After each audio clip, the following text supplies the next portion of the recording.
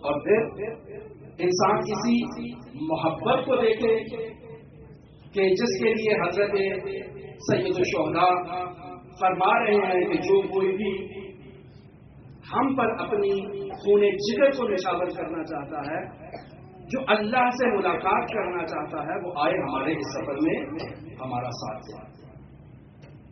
تو کون حسین ابن علی کے ساتھ آیا؟ وہ اصحاب بابا، وہ شخصیات، وہ مخدرات عصمت و طہارت، وہ چھوٹے چھوٹے بچے جو حسین ابن علی کے اس کاروان میں شریک ہیں، حسین ابن علی کے ساتھ اس سفر میں شریک ہیں۔ آج ایک ایسی ہی ہستی کا ذکر کرنا چاہتے ہیں جو حسین ابن علی کی اس تمام نہضت کا بھی بادشاہ ہے، اس تمام نہضت کا، تمام تحریک کا خلاصہ اور نچوڑ اگر تلاش کیا جائے تو وہ سفیر حسین مسلم ابن عقیل کی ذات ہے۔ امام حسین علیہ السلام کو 12,000 خطوط ملتے ہیں کہ مولا آپ نے بیعت نہیں کیا، مولا آپ ہماری طرف آئیے، ہمارے دل آپ کے لیے تڑپ رہے ہیں، آئیے ہمارے پاس تشریف لے آئیے، کوفے کو حاصل کرتے ہیں اور کوفے سے قیام کا آغاز کرتے ہیں۔ تو امام حسین عالی مقام نے ان لوگوں کے ان خطوط کے ساتھ اپنے عزیز ترین سفیر کو کوفے کی جانب روانہ، مسلم ابن عقیل کوفہ تشریف لاتے ہیں، مختار ثقفی کے ہاں قیام ہوتا ہے، کوفیوں کو اجتماع کیا جاتا ہے، کوفیوں کے سامنے ان کے خطوط پڑھے جاتے ہیں، ان کو بیان کیا جاتا ہے۔ تھوڑا تھوڑا آگے تشریف لائیں تاکہ اگر کوئی مؤمنین راستے میں ہے تو ان کو مشکل نہ ہو۔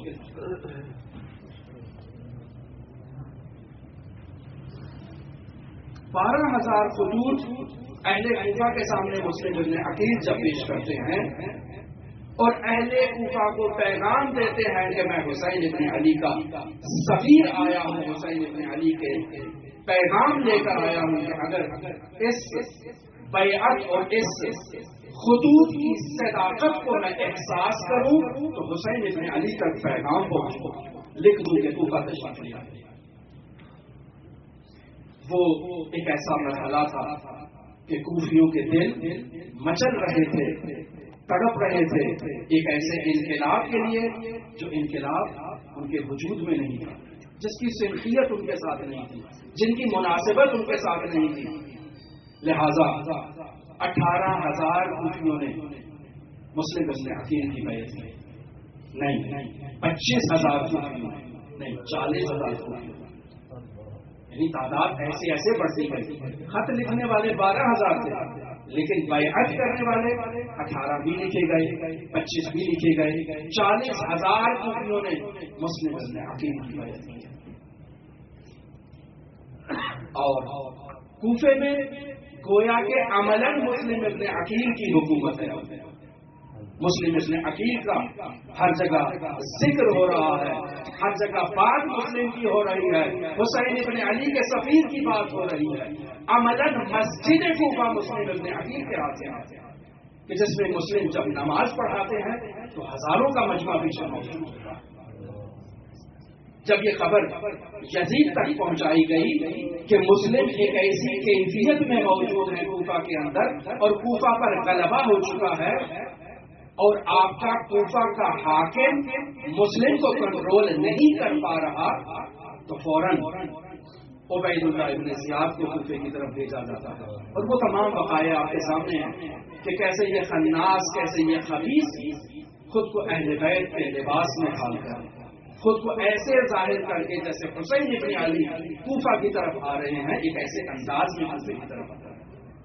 تمام کوفے والے بہت ہی جوش و خروش سے استقبال کر رہے ہیں جیسے حسین ابن علی آ چکے ہیں، لیکن سفیر حسین کو تو علم ہے، ڈھول بجائے جا رہے ہیں، استقبال کیا جا رہا ہے، حتیٰ دارالعمارہ میں ابن زیاد کو داخل ہونے کی اجازت نہیں دی جا رہی ہے، یہ تو آسانی سے آ رہے ہیں اور کوفہ کو اپنے تصرف میں لینا چاہ رہے ہیں، لیکن جب تقاضا کیا جاتا ہے تو ابن زیاد اپنے چہرے سے اس نقاب کو ہٹا کر دارالعمارہ میں خود اپنا تعارف کرواتا ہے کہ میں دروا کے کوفے کا نیا والی، نیا حاکم۔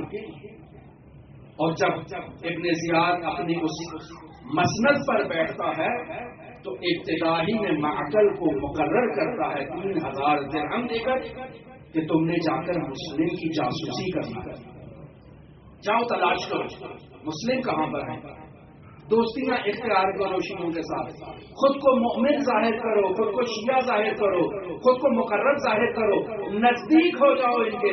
اور آہستہ آہستہ وہ معقل اس قدر قریب ہوتا ہے کہ صبح سب سے پہلے آنے والا شخص ہوتا ہے اور سب سے آخر میں جانے والا ہوتا ہے۔ تمام رپورٹنگ جو ہے وہ دی جا رہی ہے ابن زیاد کو کہ کیا ہو رہا ہے۔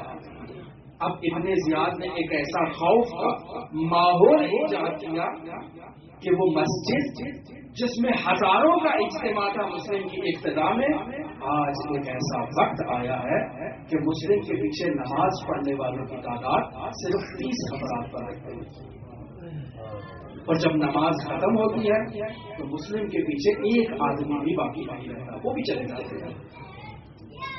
اب وہ وقت آیا کہ جب مسلم نماز کے بعد مسجد سے باہر نکلتے ہیں، معلوم نہیں ہے کہ مسلم نے کہاں جانا ہے۔ سفیر حسین کوفے کی تنگ و تاریک گلیوں میں کبھی دائیں جاتے ہیں کبھی بائیں جاتے ہیں، کوئی منزل ہی نہیں ہے۔ ایک تاریک کوچے میں مسلم ابن عقیل کو دروازے پر بیٹھی ایک خاتون دکھائی دیتی ہے جس کا نام توآ ہے۔ مسلم قریب جاتے ہیں اور سوال کرتے ہیں کیا پانی کا ایک جام مجھے مل سکتا ہے؟ تو آ جا کر پانی لاتی ہے، پانی پیتے ہیں۔ مسلم فرط خستگی میں وہیں دروازے پر تشریف فرما ہو جاتے ہیں۔ دعا کہتی ہے کیا تم نے پانی نہیں پیا؟ پانی پی لیا ہے تو جاؤ اپنے گھر جاؤ۔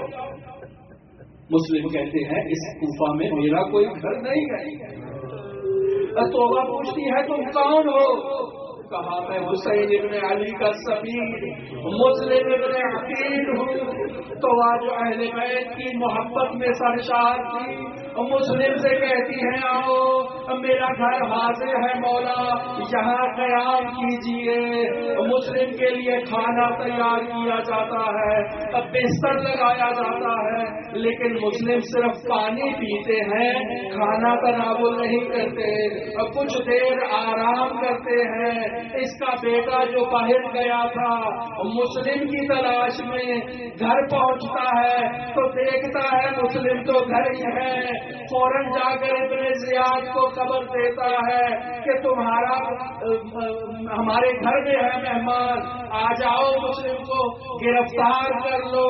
تو یہاں 300 افواج کا لشکر مسلم کو گرفتار کرنے کے لیے آتا ہے۔ مسلم جو خواب میں ہے امیر المؤمنین کی زیارت کرتے ہیں، علی کہتے ہیں العجل العجل، مسلم لوٹ آؤ ہماری طرف۔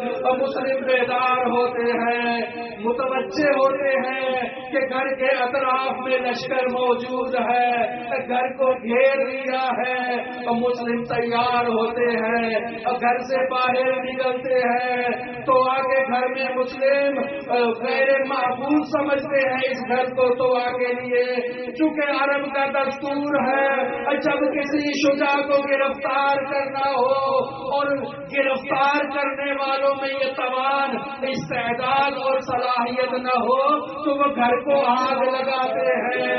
اب مدینہ میں دیکھ چکے نا، علی کو لینے آئے تھے اور فاطمہ کے گھر پہ آگ لگا دی، آج تو آگے گھر پہ آئے ہیں آگ لگا دیں گے۔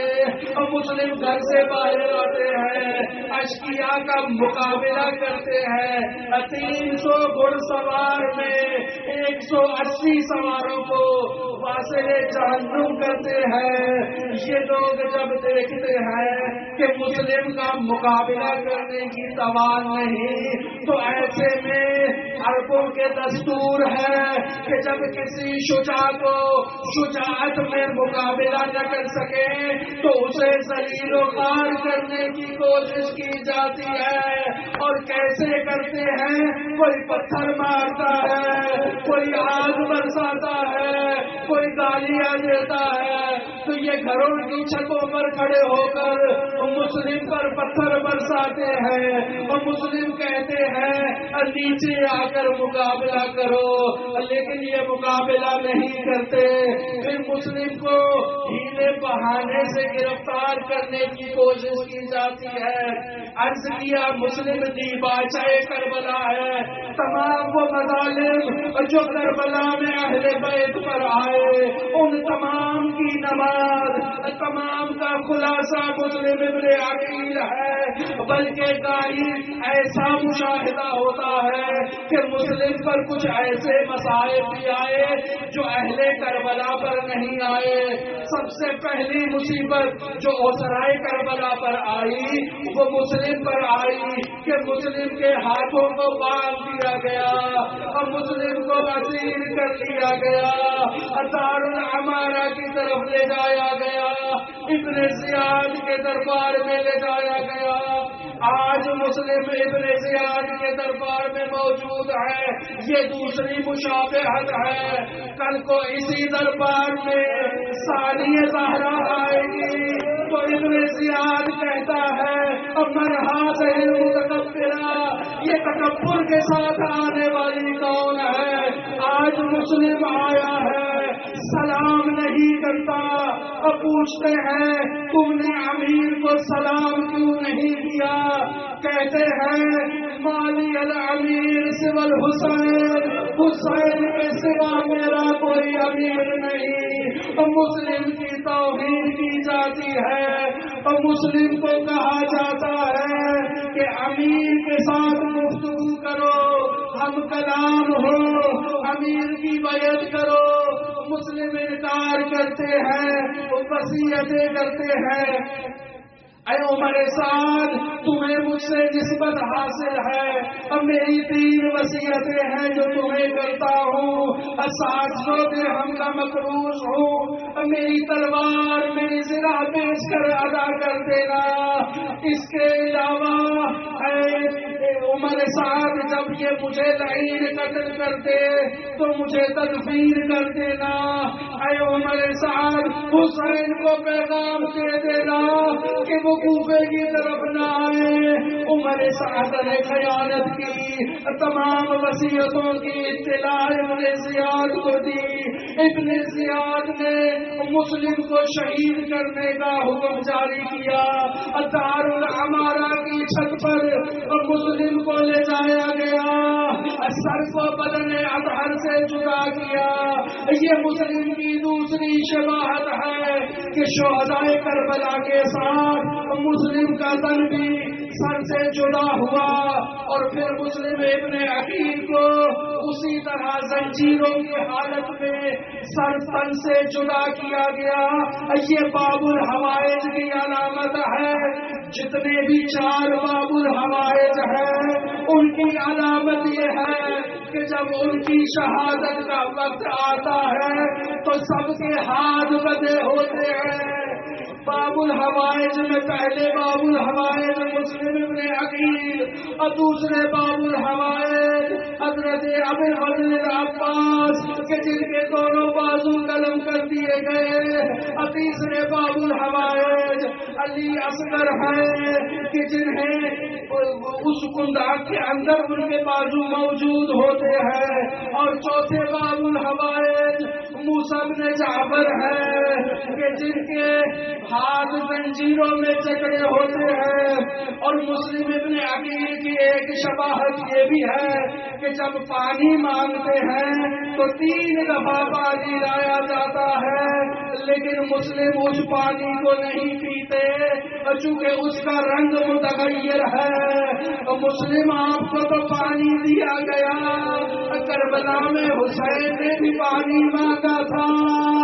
اما یہ طفل صغیر ہے، اس کو پانی پلایا جائے لیکن پانی کی جگہ وہ تیرے سے شعبہ ارسال کیا گیا.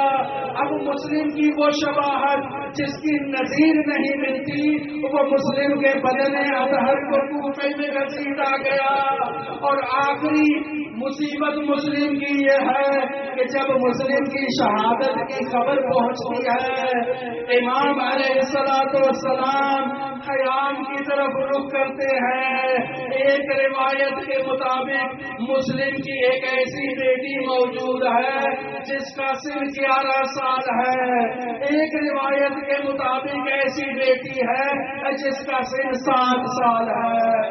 امام اس بچی کو قریب بلاتے ہیں، آغوش میں لیتے ہیں، پیار کرتے ہیں۔ بچی سمجھ جاتی ہے یہ انداز محبت ثابت نہیں ہے، سمجھ جاتی ہے بابا شہید ہو گئے، لیکن ایک بچی جو اس منظر کو دیکھ رہی تھی معلوم ہو گیا جب بچے یتیم ہوتے ہیں تو انہیں پیار کیا جاتا ہے۔ عصر عاشور آج سکینہ یتیم ہوتے وقت اس محبت کا انتظار کر رہی ہے، کوئی تماچے مارتا ہے، کوئی ادھر ادھر بھگاتا ہے، بچی کے پیچھے دوڑے